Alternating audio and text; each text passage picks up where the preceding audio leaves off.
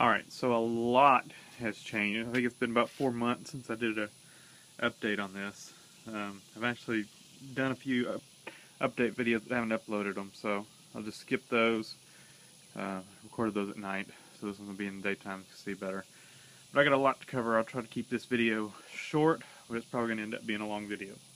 So, first of all, I put some paint on it just to cover up what was flaking off, so it looks better. The tires, two tires started coming apart. The belt started separating on them, so I ended up having to buy a set of tires for it. Couldn't find a good deal on any on Craigslist that weren't like super old, so ended up just buying a new set of tires. Ended up going with 31s just because I've still got a set of 33-inch mud grips that are super old that I wouldn't trust for highway use, but if I need to do any off-roading, I'll swap the 33-inch mud grips that I have onto it and use them for off-road use. So for highway use, these 31s would be a lot better with my gearing. So the 342 axles I talked about swapping in, I pulled those and pulled the covers on them, and they were rusty inside. Bearings rusty. They're just, they would need a lot to get them going. So I pulled the cover on this rear axle, or the rear axle that was under here, and found out they weren't 308 gears, they were 273 gears. So I had 273 gears and 33-inch tires, which is probably one of the worst combinations you could have unless you went with even bigger tires. So 33-inch tires, 273 gears, not a good combination. So what I did, and the rear axle had a lot of slop in it. It was noisy. It had slop in the ring and pinion and slop in the spider gears. Every time you put it in reverse, switch from reverse to forward, it was a huge clunk, and it was in the rear axle, not in the transmission, not in the U-joints, rear axle. So what I didn't really want to do it, but I pulled the axles out of the Blazer. It had a good front 10 bolt that had good axle shafts and everything, and it had a good 10 bolt rear, which I would rather have the 12 bolt, but this 10 bolt was in excellent shape. I pulled the cover on it, and it was so smooth and no slop at all in it. So I figured I had it. It was good, and it was better gearing than the 273s. It was 308. So I put it under here. And at some point, you know, this what I do on this truck is constantly changing. So I'll just keep my eye out for another set of axles. But for now, 308 gears, 31-inch tires. It's a pretty good combination. So I'm happy with it.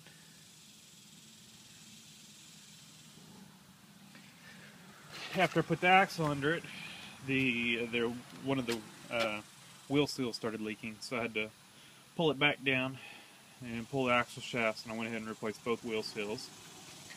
I put a slimline toolbox. It's a little bit narrower than the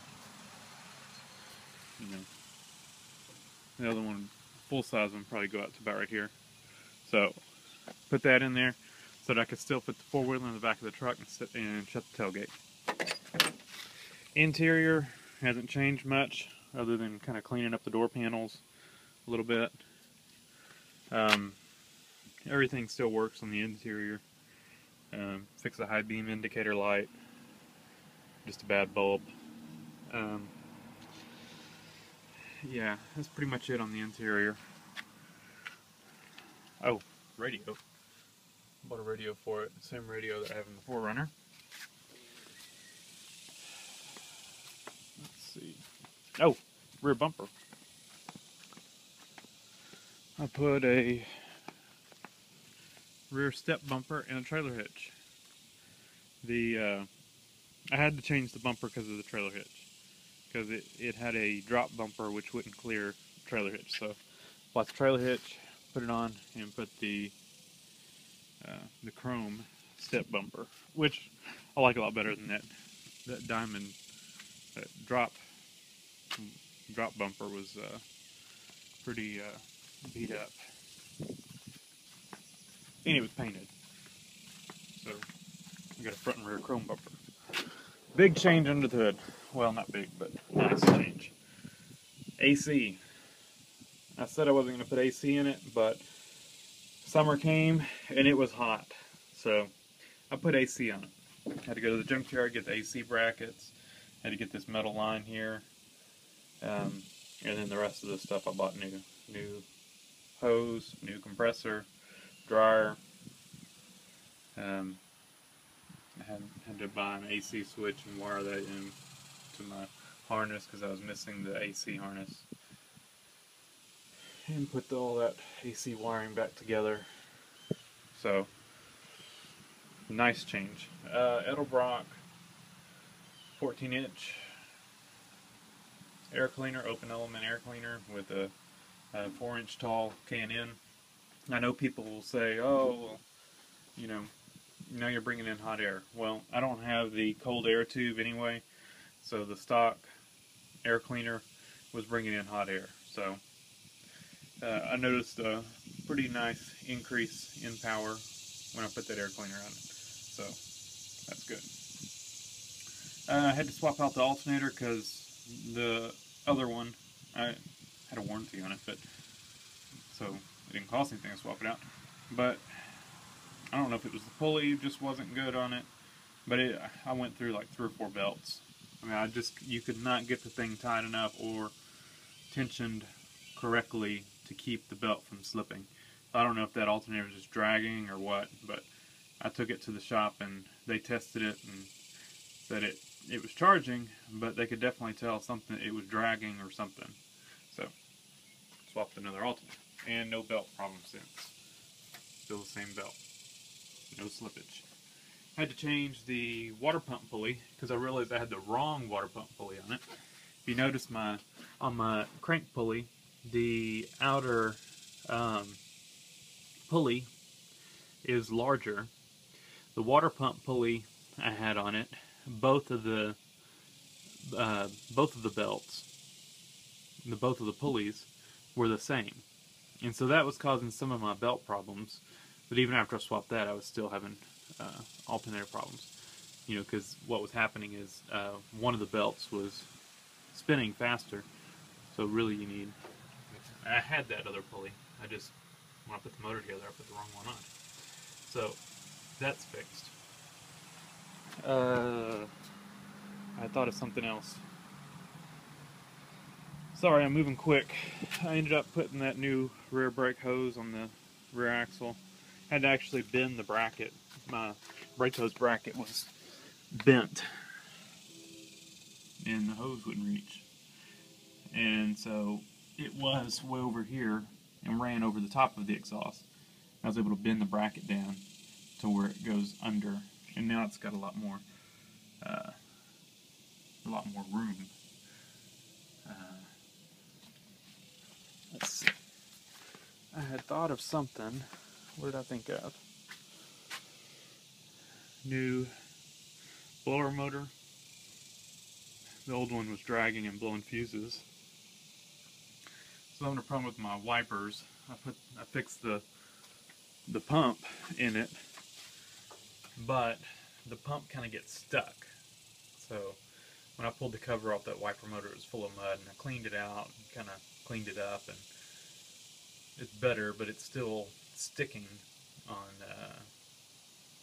the washers. Shocks. Put shocks on it. I had one bad front and one bad rear shock on the original GM 32-year-old shocks. So, pretty good run for those shocks, but I got a good deal on Amazon. Got these for like half off. They're KYV. And they were cheap. I think I paid like $19 a piece for the front, like 22 or I think it was like 16 for the front and like 22 for the rear or something. So real cheap. I put a new rag joint and a rebuilt gearbox on it to stop my power steering leak, and the rag joint was just pretty floppy. Or the rubber on it had kind of deteriorated from all the power steering fluid, or staying soaked in power steering fluid. What else? I can't think of anything else. I said still new rear brakes. I caught the wheel seal leak before the brake shoes got completely coated in grease. Cleaned them off some brake cleaner, but I still may have to replace the new rear brake shoes if they start grabbing from grease. Let's start it up.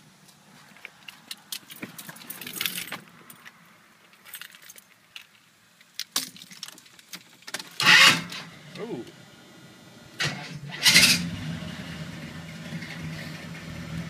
That is a cold start. I was running it last night though. I guess I probably need to check my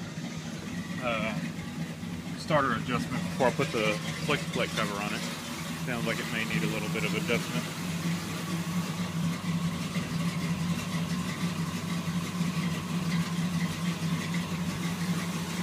Cheap made in China tires, but whatever.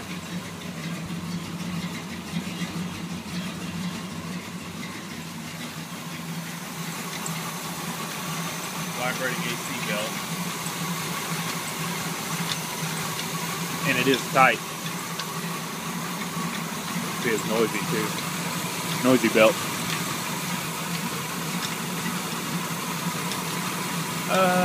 Oh, I swapped the carburetor out. Got the junkyard quadrajet under there. I kept having idle problems with the other one, so swapped that one in, and no problem. Runs great. It's still a little rich, so I'm gonna have to adjust the mixture on it. Oh, and it was burning oil, and it was bad valve seals. So pulled the valve covers and put new valve seals in it. I rebuilt this motor about 8 years ago. I just put the O-ring style seals in it. I went back with the positive seals in the intake and umbrella seals on the exhaust, and then the O-ring stem seals. So no more burning oil. You can see it's burning rich.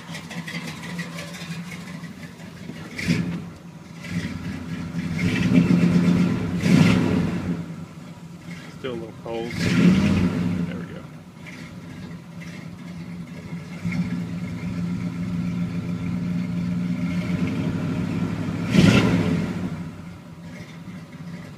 In cold AC, it feels so nice. Anyway, I think that's it. Oh, I picked up some visors from the junkyard. So that's nice. Oh, and some door pockets on eBay. And I'll probably at some point pull the, I've got some blue interior paint. I'll probably pull the door panels and paint them. So, anyway, oh, and take the overspray off of that chrome piece on that one. Anyway, thanks for watching, and if I realize I forgot anything, I'll just make another video. Thanks.